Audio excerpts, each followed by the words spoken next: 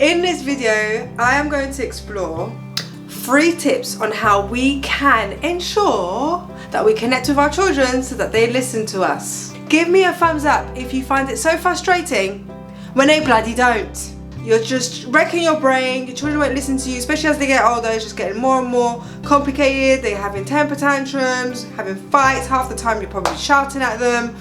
Or some days you have good days, some days you don't, and it's just not consistent, and it's just like, rah!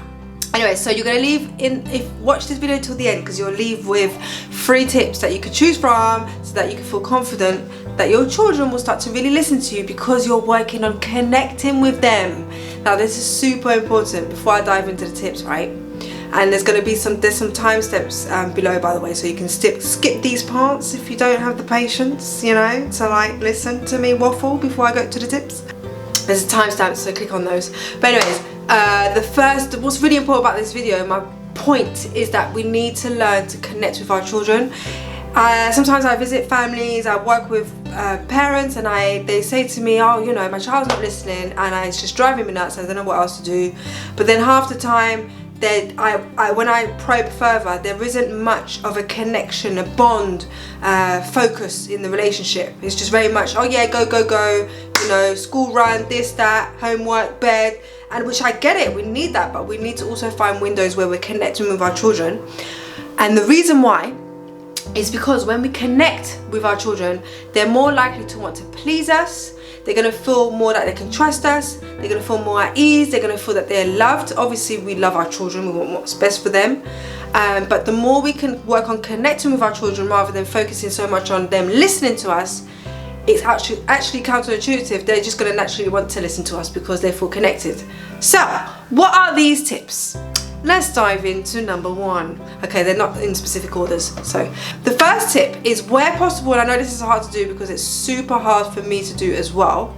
The first tip is to find some one-to-one time, 5 minutes per day for you, where you just stop what you're doing, you're in the zone, you're focusing on them, and you're playing with them, you're giving them one-to-one attention for 5 minutes.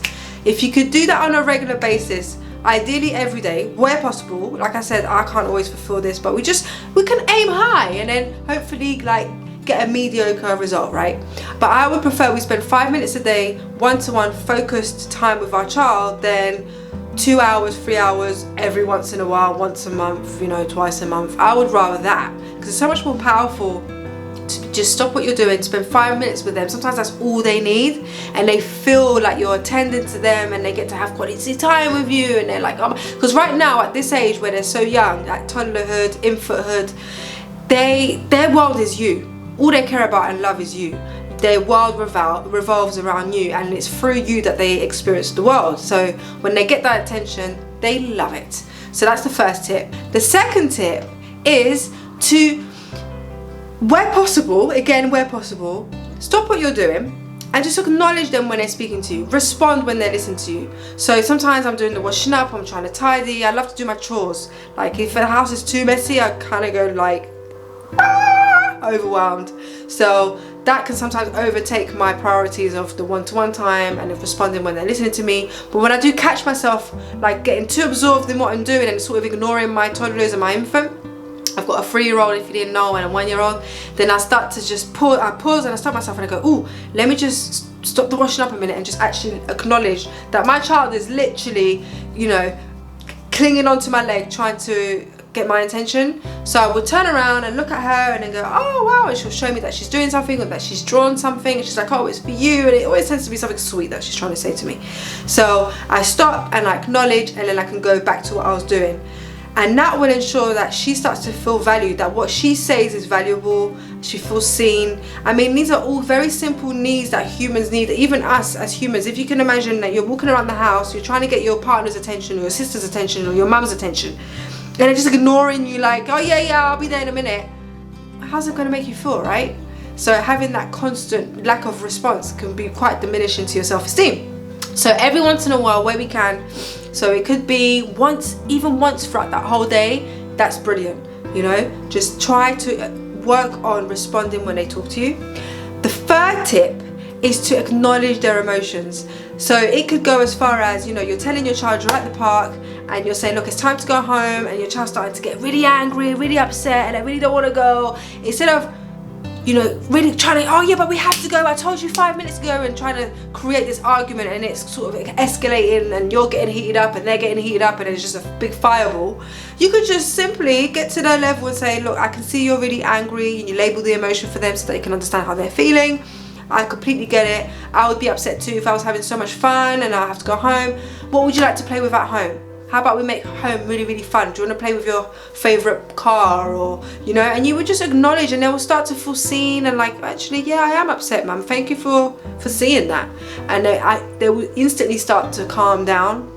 And sometimes that's all you need to do.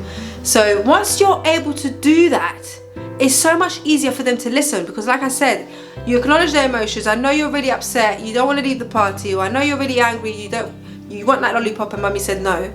I get it. Once you do that, that's it. It's going to be hard for them. Yes, they may still cry, they may still stamp their feet, but there's going to be less escalation. Eventually they'll calm down, and then it's easier to give instructions, because when they're fired up, when they're full of emotions, they're logical, well, they don't even have a logical mind yet, but they're literally just seeing red, and everything else is locked down in their brain, and they cannot take instruction because they're too upset, too overwhelmed by the emotion that they're feeling right now. So rather than just trying to escalate that and force it, just get down to their level and say, look, I get it, you look really angry. This is what's going to happen. So you're setting your boundaries, but I understand that you're upset. Those are the 3 tips I want to share with you. Give a thumbs up if you like them. Subscribe if you love them. And which one will you pick first? You know, pick one of them. Maybe you'll do one-to-one, 5 minutes a day with them.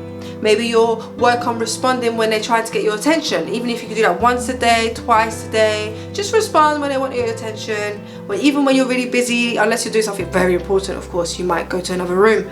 But, you know, just stop what you're doing and respond for that moment.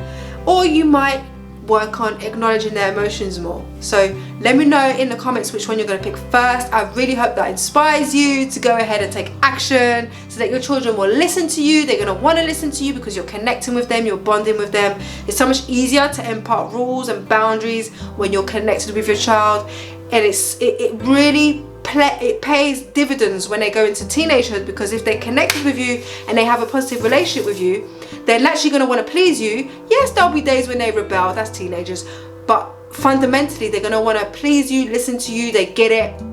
They will foster an element of respect for you, and it'll be easier to really impart those boundaries and those rules in the house, rather than if there is no connection, it's a lot harder. You're going to be like hitting a brick wall when they're like, why should I listen to you? Like, I'm more connected to when they're teenagers, my boyfriend over there, or my best friend over there. We don't want them listening to them. What do they know about boundaries?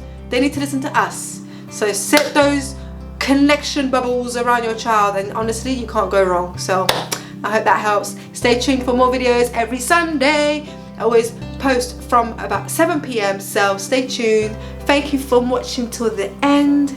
If you've got any topics you want me to explore regarding It Takes a Village to Raise a Baby, leave a comment below. Otherwise, check out my other videos. I'll love you forever. And don't forget to subscribe and click that bell so you know when the video is out. Mwah!